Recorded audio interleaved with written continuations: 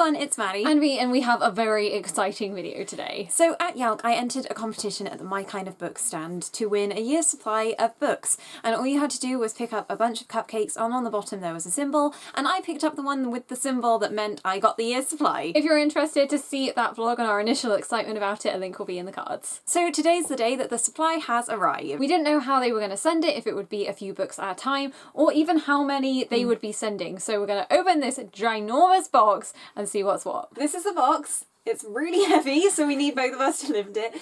And let's open it and see.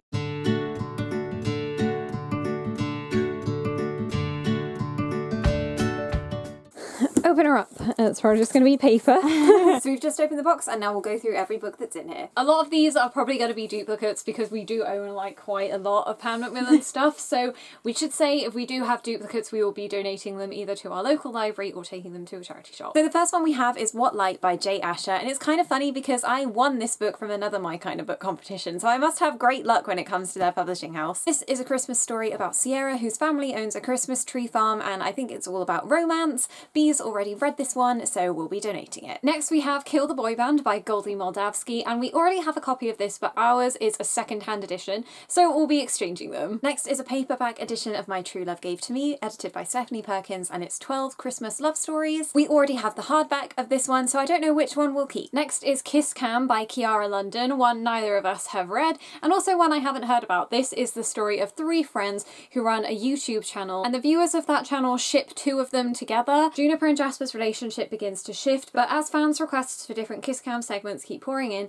Juniper puts her worries aside and convinces herself that it doesn't mean anything. After all, it's just kissing, right? This doesn't quite sound like something we would normally enjoy, but it's only short and it's a swoon read, so we're willing to give it a go. Next is All the Rage by Courtney Summers, and this was a book that me and Bea really wanted, so this is an exciting book to have in the box. It's about a girl called Romy who was raped by the sheriff of her town's son, and it's all about her not willing to be a victim to the scenario. I think this will definitely tie into my feminist fiction for dissertation, so hopefully it's helpful, and we're really interested in reading powerful stories like this. Next we have Remade and Reborn by Alex Scarrow. Don't know if this is a duology or two books part of a larger series. It's about a boy up against a virus that I assume is wiping out the majority of his community. It doesn't sound quite like the kind of thing we would enjoy, and the covers are kind of horrific, even though they're shiny, so these ones will definitely be making their way to a library. Next is Heartless by Marissa Meyer, which I actually got to read an arc of on my Kindle, so I'm really happy to have this in physical copy. It's a fairy tale retelling set in the world of Alice in Wonderland, all about the Queen of Hearts, and it's her origin story and how she becomes evil. I actually did a whole review of this one if you want to see my entire thoughts on it. Next we have Kingdom of Sleep by E.K. Johnston, and this is a Sleeping Beauty retelling, and it looks absolutely gorgeous. Maddie's just clapping on the side,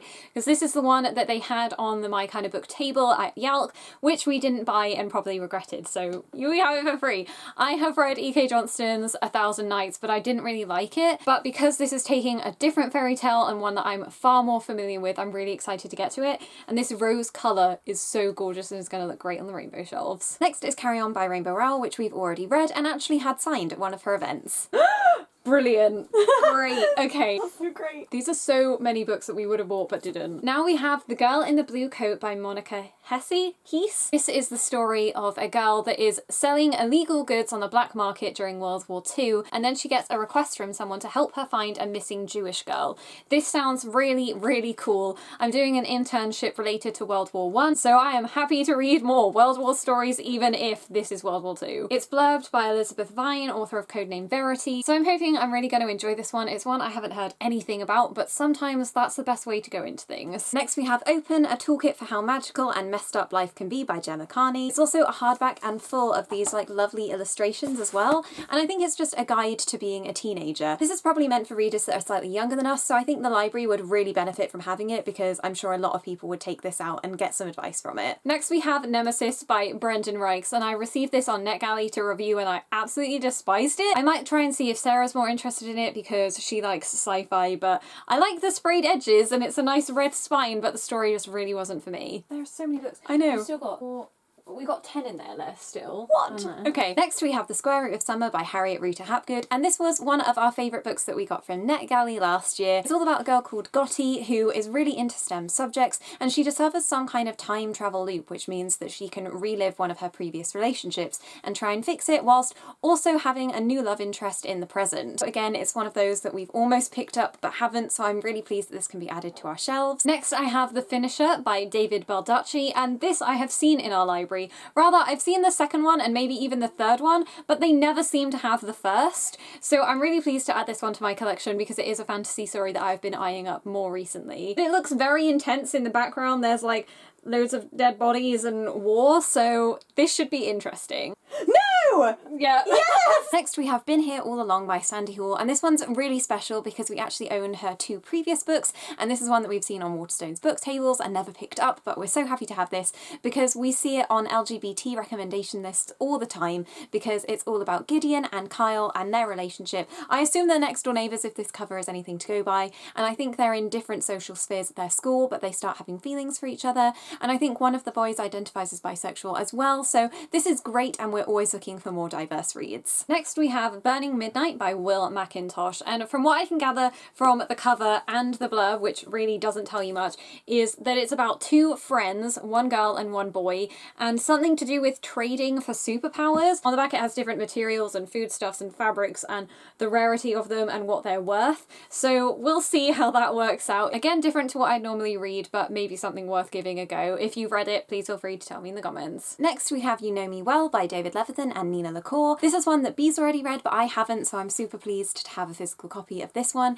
It's about 2 friends who are both in different relationships but go to each other for advice, and I love friendship-orientated stories, so I'm looking forward to this one. And I know that both of these authors you can look towards for LGBT reads again, so this is really great, and we're always looking for more greenish blue books to put on our rainbow shelves. Then we have 3 Dark Crowns by Kendall Blake, which I am still yet to read, so maybe this is a sign that I need to get to it straight away. I'm sure you've already heard about this one, but it's the story of 3 sisters who are battling it out to the death to win the throne. Very Wizards of Waverly Place style, except no death. Next we have A Step Towards Falling by Cami McGovern, and this one is really special because it was the first book I read that had a neurodiverse character. So Emily and Lucas are the popular boy and girl at the school, and they witnessed someone being incredibly horrible to this girl called Belinda. Both Emily and Lucas are then asked to help out in order to kind of make up for the fact that they didn't speak out on Belinda's behalf, and so they volunteer for Belinda's charity group. I have a feeling that Belinda would be identified as autistic, so if you're looking for something on that spectrum, then I'd really recommend this one. We also have the Summer Days and Summer Nights anthology, edited by Stephanie Perkins. This is the anthology that we've actually read, and we had a digital copy, so it's really great to have a physical one because I adored so many of the stories in this collection, particularly Leigh Bardugo and Lev Grossman's. I haven't read any of them since, and I'm pretty sure we also did a review on this collection, so that'll be linked in the cards, but I have a feeling I might be dipping in and out of these very soon. Also, can we just take a second to appreciate how on each of the logos this one is an ice cream and this one is a light? And next we have Underwater by Maria Raychard, which I remember reading because I requested it on NetGalley, as it focuses on a girl called Morgan who's suffering from agoraphobia after some kind of tragic accident. A new boy moves in next door and tries to get her out of the house, and this is perfect for fans of Under Rose-Tainted Skies by Louise Gornall, and I'm really interested in this particular mental health issue. I remember being nervous about the relationship potentially being used as a cure for mental illness, but that's not how it goes, so if you're nervous about that too, then I'd totally pick this one up anyway, because it isn't like that. And the last 2 books we have are A Quiet Kind of Thunder and Beautiful Broken Things, both by Sarah Bernard. We already have copies of both of these, but this one is our favourite, so we'll keep both, and then Maddie can have one for her personal favourite shelf. We actually already have 2 copies of this one because I love it so much and wanted the Zoella Book Club edition as well that's light blue, so this one will definitely be giving away. So we've decided to keep 16 of these, and then the rest will find lovely new homes with people that desperately want them. Thank you so much to MyKindaBook for giving away this year's supply. It was absolutely fantastic, and we love so many of the titles in this box. But obviously this isn't a sponsored video, I just won a competition. Thank you everyone so much for watching, and we'll see you on our next video. Bye!